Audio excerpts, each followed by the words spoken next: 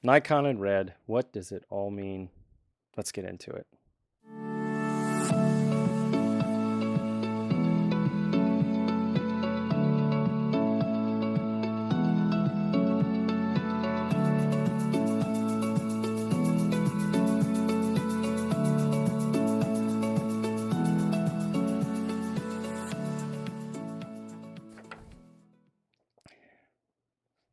One of our viewers, Henry, writes, Kelly, have your thoughts changed regarding the Nikon Z6 III since Nikon has acquired Red and has some access to their technology?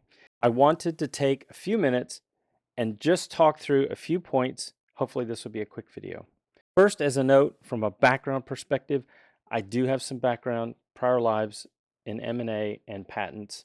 I have about 19 patents that I've been involved in, a couple that I wrote myself, and sold them actually to some patent portfolio companies founded by some ex-Microsoft guys.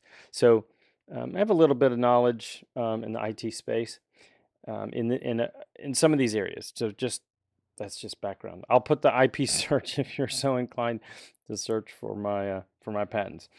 Um, so there's a lot going on here between Nikon and Red, and it started with a patent dispute. Or actually, it started because Red sued Nikon for putting in compressed RAW in their Nikon Z9 in their firmware update 2.0, and that led to a bunch of discussions. And I want to talk about those in terms of all the stuff that's been going on. So, uh, first of all, just IP. What do each of these companies bring to the table? Red brings to the table compressed RAW patents, licensing. Um, Red has a red code or red raw format that a lot of software uses. More software use that than support NRAW, as an example. And Red has a global shutter. Whether or not that's super valuable to Nikon, I don't know, but they certainly have some know-how in the global shutter space. So those are the things that Red brings to the table. What does Nikon bring to the table? For Red, X-Speed 7, we'll talk a little bit about that. Glass lens manufacturing, capital, and maybe some other IP. So most of my thoughts are the result of watching a bunch of videos and people talking about what this could mean or what this may or may not mean, and an interview that was done on Scott Balcom's podcast or on his YouTube channel with Jared Land, who's the president and uh, co-owner of Red. He said a bunch of things in that interview, and I want to talk about a few of those points. So first, Jared, probably as he should have, just laughed off the whole patent lawsuit thing. Just laughed it off. So it has nothing to do with anything. And he probably should have done that. It's probably a good move on his part to just kind of laugh it off. But I assure you, someone challenging your patent is no laughing matter. And so the dispute between Red and Nikon sort of took its path and ended in a dismissal, actually, without prejudice, which means it doesn't mean anything other than we're not going to deal with this right now. And I think what happened in when you look at the timing, and I'll put the timing, sort of the whole history up on the screen here. I'll put it right here. Right about the time they did the dismissal without prejudice, there was a bunch of things happening, I think internally, where Nikon and Red were under NDA and they were talking about their various technologies. And one thing led to another. And they said, maybe there's a lot more here than just licensing a patent to Nikon. So, uh, and honestly, when you're involved in a patent prosecution or a patent suit type of thing, you want to come to the table. A good patent attorney, good patent lawyers will come to the table with their arguments as to why we don't think we should license your patent, which clearly Nikon did. They should come to the table with uh, their reasons to try to reduce the to argue against the fees, the percentages that they'd have to pay for the license. And they should come to the table, which I think Nikon did eventually as a part of this whole process, is, well, wait a second, what could we license back to you? I mean, we think, at least from what people conjecture, that's what Canon did. So Canon needs compressed RAW on their cameras, and Red uses the Canon mount on their cameras. So they probably shared IP. They said, "Hey, we'll give you our mount. You give us the license for the compressed RAW, and all will be good."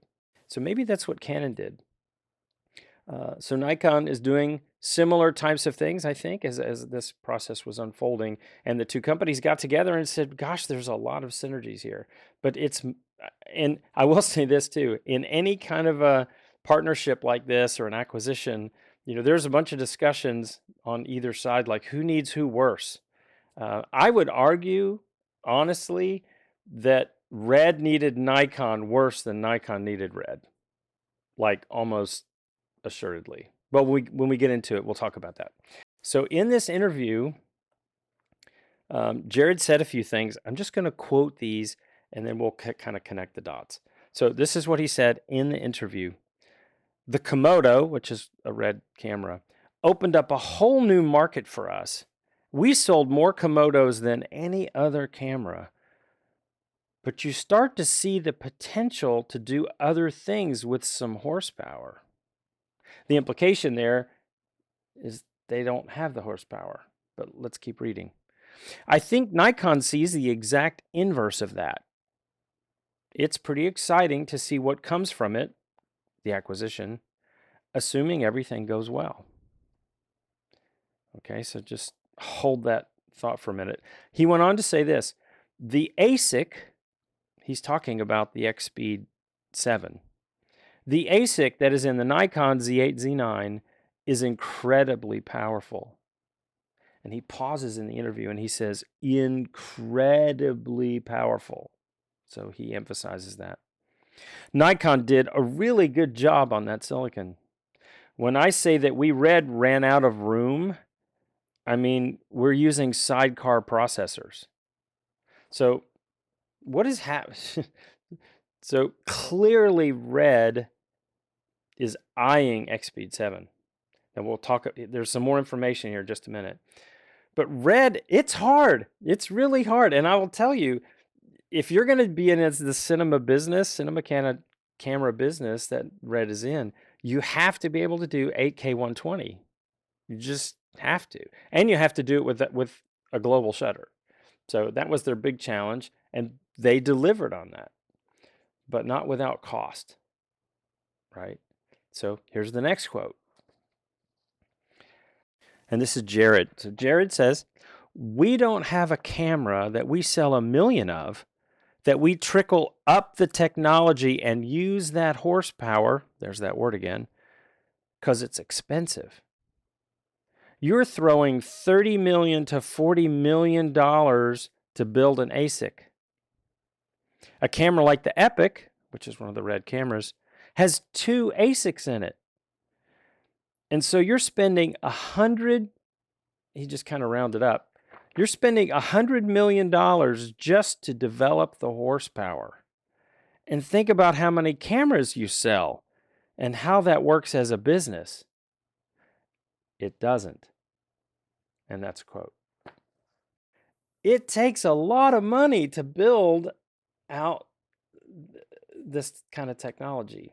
But Red is a renegade company, and they've got they've got a great brand, and people love their cameras. But they need, like, I will tell you, both Nikon and Red, as a part of this deal, have a 5-year pro forma. They're looking at least 5 years out on all the stuff that they're going to be able to do. And I promise you, clearly, Red is salivating over the X-Speed 7. What does that say about the X-Speed 7? The Z9 doesn't do 8K 120, but clearly Red needs 8K 120, right? So reading sort of between the lines here, as Nikon and Red are sharing under NDA, I'll show you yours if you I'll show you mine if you show me yours. They opened up the kimono and said, here's what the X-Speed 7 can do if you've got the heat dissipation on it, right? So the Z9 doesn't have a fan, but the Red cameras do, right? And the Red camera's bigger. It's a box. It doesn't have to be ergonomic, so you just handheld it. Everything runs, right? It's all mounted. So there's extra heat dissipation in the Red camera design. And I'm sure that it didn't take long for Red and Nikon to sit down and go, you know what? If we had, I mean, if you've got the heat dissipation, if you can pull the heat off of the processor, we can give you 8K 120 with XSpeed 7. And I think that's what's happened. So, I mean, certainly that just makes me feel good about Nikon. I think they did a really good job. And Jared, who's spent time developing ASICs and trying to figure out how to do run cameras in the cine world, is telling us the XSpeed 7 is really something, is really, really something. And he's excited about it. So that's great. I think that's really cool. So he goes on. There's one more quote. But if you have the same 100 million, but you're selling a camera that uses it in hundreds of thousands of units as a mid-range, he's talking about the Z8, Z9, which to him would be mid-range. And then you can say, let's use that horsepower that's in it for the high end. And he's talking about the Red cine cameras. It's not free, of course, but it amortizes much better. And that's what's really exciting to me, to see the potential of that horsepower. I don't have to have everybody yelling at me, quote, why doesn't my Komodo have 18-point autofocus while I'm standing on my head? So there you have it. Jared goes on to say a bunch of other stuff, really great stuff about Nikon glass. Everybody loves Nikon glass. The latest Z lenses are great. Now, they don't all have perfect, they're not all anamorphic. They all don't have, zero focus breathing. But Nikon, I think, has the wherewithal to do that if they had a cine line, but now they do. So I think there'll definitely be some things going on there from a lens perspective for future for future Red cameras, which I'm going to talk about next, which is kind of, what does all this mean? So back to Henry's original question that kicked off this video, have my thoughts changed about the Nikon Z6 III? And I will say this: if you're going to do a big announcement, you can't have like two big announcements right on top of each other. You need some space between those announcements. One would get lost if you like did them right on top of each other. So you need some distance, maybe a week or two, or a few weeks, maybe a month, I don't know, between kind of big major announcements. And if Nikon was ready to launch the Z6 III or announce it, and all this stuff with Red was going on, and they needed, like, contractually, they might have been required to announce it and say, here's what we're doing. Who knows? But Nikon decided, and Red decided, let's tell everybody about the Nikon Red announcement. And that might have pushed off a Z6 III announcement. Maybe.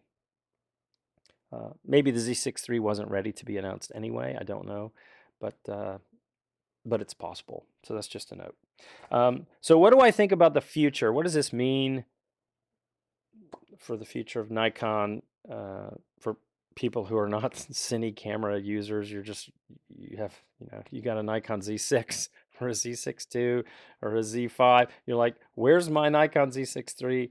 What does all this mean in the whole world of cameras and things? On the Red side, these are my predictions. By the way, all this is just, these are my opinions. You can agree, disagree, whatever. All future Red cameras that they come out with, because they just launched their latest camera, so they've got a little bit of time before they have to launch a new camera, which is actually good. Jared mentions that in the interview. But I think all future Red cameras will probably be based on the X-Speed 7 or X-Speed 7 Plus at 8, whatever, if there's another version of it coming out in the next couple of years. Uh, Clearly, that's a stated direction. Clearly, Red's going to have a Z mount option on their camera. I don't think they're going to get rid of the Canon mount. That would be kind of dumb. Uh, but if you look at the Red design, the Red camera design, it's got a front kind of bezel element where they put the mount. They just would replace that with a Z mount. Now they still have to have it active, right? They can't, even though in the cinema world everything's pretty much manual focus, manual everything, uh, there's still the mount will still need to be active because you're communicating information about the lens back to software for displays and things like that. So they can't just put a mount on it without all the contacts and everything. So there's definitely some work to be done there, but I think it's doable, especially in a new camera that they can kind of recreate from the ground up. So there'll be a Z mount option, and camera owners, if they want to upgrade, can do that. Maybe just the mount could be switchable. I don't know. That would be kind of cool. Uh, the sensor. So let's talk about the sensor. So Red has a global sensor that does 8K 120. You have to have that in Cineworld. You have to. You can't have a Cine camera where you're panning left to right and have things warping. And you have to have 8K. An 8K 120. So Red has that sensor, but the sensor is not a standard mirrorless format. It's for movie format. So Nikon can't use it in the mirrorless world. And Nikon sensors, even the one in the Z8, Z9, and the ZF, it's fast, but it's not it doesn't have a global shutter. So it can do 8K, but it can't do 8K 120. I think probably because of heat dissipation and things. So that sensor doesn't work. So there's going to be a new sensor, right? Nikon and Red are going to work on a new 8K 120 capable global sensor, and hopefully that sensor will be in the format that could be used in both cameras. So that'll be coming. That's going to take a little bit of time. But I think that's what the next camera is going to have. Just they got to figure that out. That's a tall order, by the way, a very tall order. But I think if you combine what the IP that Nikon has, the IP that Red has, that's a doable thing. We'll see how that goes. And then Nikon cameras will probably end up, maybe sooner rather than later, getting the Red codecs, the Red RAW compressed codecs. So we'll see how that goes as well. Maybe Nikon can do that in firmware. If they do it, it would start maybe in the Z8 and Z9. It may or may not trickle down, but we'll see. That's just kind of we'll just have to wait and see. So in summary, what's going to happen here? For Red, the next camera will come out sometime in 25, 26. It's going to take some time for Red. It'll have a 45 megapixel-ish global shutter sensor, which can maybe be used as well in some future Z9 Mark II or something. It'll do 8K 120. It'll have the X-Speed 7 or X-Speed 8 processor. It'll have a Z-mount option, and maybe a by Nikon, small little by Nikon logo kind of added to the camera. So that's kind of where Red is headed, based on, again, my opinion of kind of where things are headed for the Red folks. On the Nikon side, we'll get Red RAW, Red compressed RAW, which could be a really nice add. Whether or not they can do it in firmware, again, we'll see. But a lot of software uses Red more than use Nikon RAW. So that could be a nice thing. Nikon will have an 8K 120 global sensor sometime by 2025, I would guess. And hopefully they'll share. They have to share. That's the thing with a partnership like this. they have to build technologies, or it would make sense to build technologies that could be used in both cameras. So that's why I'm saying I think there's going to be a new global shutter, and that's where the world is headed. Um, Got to figure out how to make it, but anyway, I think that's where it's going to happen. And then I think we should all, this is just the downside and some unfortunate things. Nikon is absorbing Red. They've got to finish the acquisition. It's not even done yet. They have to deal with people and all the human capital side of things. It's going to take some time, and 6 months to a year it's just, there's a lot to do. So while the dust settles, we could see maybe some delays, more delays. That's the only downside I see. Like the Z6 III, is it going to come out soon? Everybody's looking for it. I hope it comes out soon. So, and I have one last comment. This would be the comment from Agent Sadusky, a national treasure. This is how he would end it. You still don't have the Z6 III, but you feel better inside.